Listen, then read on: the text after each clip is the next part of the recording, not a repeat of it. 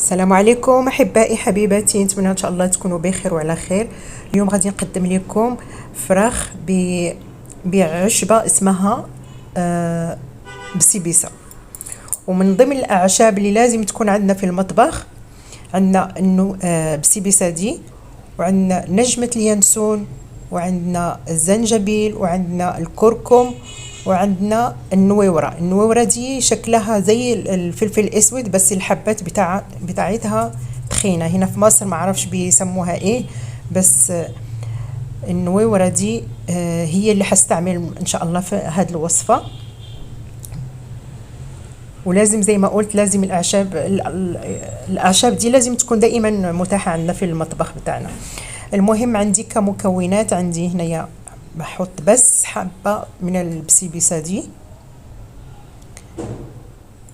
وحبة من الفلفل الأخضر، وحبة من الفلفل الأحمر، وعندي الثوم القصبي أو السيبوليت، وعندي البصل الأخضر، وعندي فصين من الثوم، وعندي الزنجبيل الطري. هي دي النويرة بوريها لكم، بعرفش هنا في مصر يسموها ايه بصراحة. وهنا عندي هو الزنجبيل الطري، وحبتين من الثوم، وعندي هنا ربع ليمونة مخلل بالطريقة المغربية. بس مهم أنا في يوم إن شاء الله هعمل معكم. المهم كل المكونات دول ضربتهم في الخلاط معهم. طبعا النويرة حطيت شوية كركم، شوية فلفل اسود، وشوية كزبرة ناشفة، والملح على حسب الحاجة. أنا ما كترت عشان الليمون مخلل مالح، نحط كمية معقولة. وحط دبس الفلفل ده معمول في البيت، وإن شاء الله أنا هحطه لكم في صندوق الوصف. بيدي طعم رائع، هو مش مشطشط قوي، هو يعني الشطشطة بتاعته يعني معقولة. وخلط كل المكونات وتبل بيهم الفراخ بتاعتي. هنا عندي نص فرخة، وزود عليهم شوية زيت الزيتون، وخلط كل المكونات.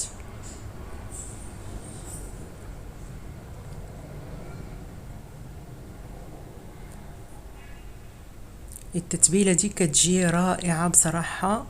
أتمنى إن شاء الله يعني تمشوا بالخطوات باش تنجح معكم الوصفة، وكتغيير في الأكل، وتغيير في الطعم، وتغيير في يعني حتى في التتبيلة.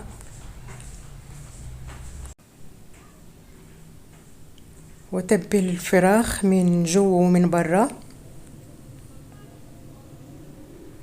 ويستحسن نتبل يعني بساعة أو نص ساعة أو ليلة كاملة، عشان إن شاء الله يطلع معنا الفراخ حلوة. هي بصراحة طلعت ريحتها ولا طعم ولا كله بصراحة طلع تحفة. كل اللي في البيت تشكروا في الأكل، والأكل ما شاء الله عليه نسف. يلا بألف هنا وصحة علينا جميعا، ونتمنى إن شاء الله تجربوا يعني الطريقة، ويعني يعني كما هي، باش إن شاء الله تنجح معكم الوصفة. وحطيت وما بحطش ماء من غير ولا نقطة ماء، زي ما انتم شايفين في الفيديو. يعني ما قطعتش في التصوير، زي ما هو، عشان ان شاء الله تطلع معكم الوصفة رائعة. وبعد كده هغطي البايركس او الصينية بتاعتي بورق الزبدة وورق الألمنيوم، ودخلهم الفرن. والفرن فتحته على 180 درجة.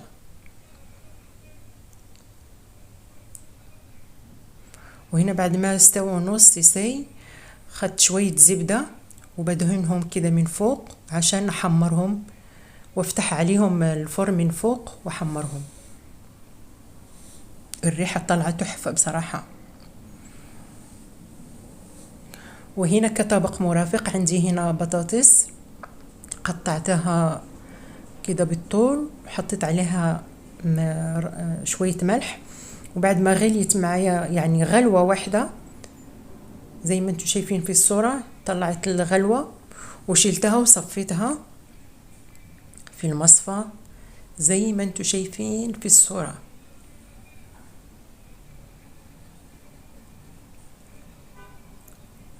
واحط عليها كتوابل. عندي هنا في بولة زيت زيتون،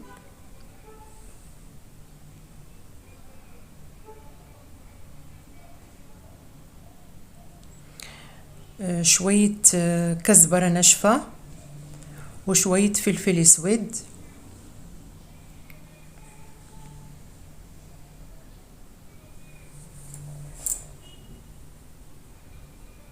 وشوية ملح من كترش عشان هي سلقتها بالملح.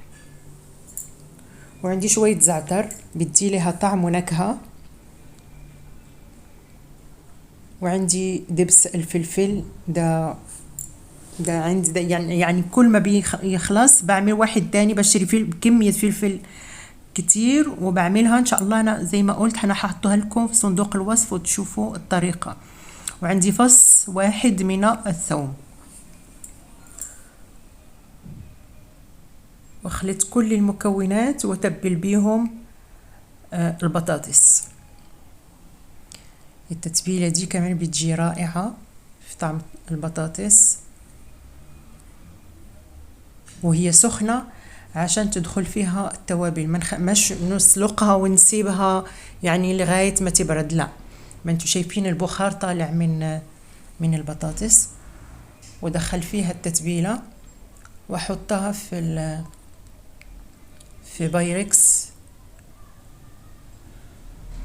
نقلب بالراحة في كم وحدة يعني اتفتحت مني.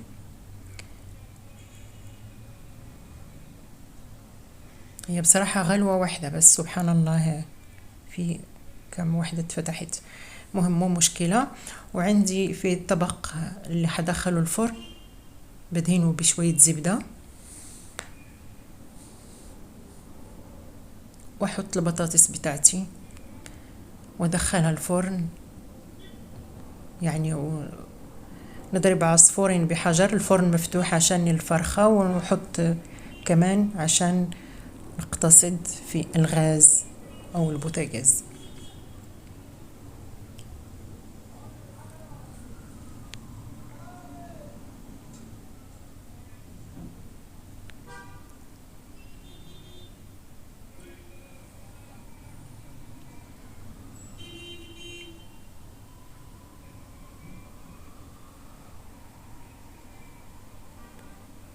احط كل اللي تبقى لي في البولة، احطه على البطاطس. وهنا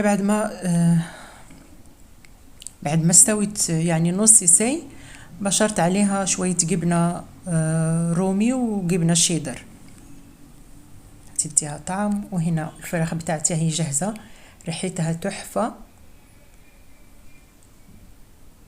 ونتمنى ان شاء الله يكون فيديو اليوم نال استحسانكم.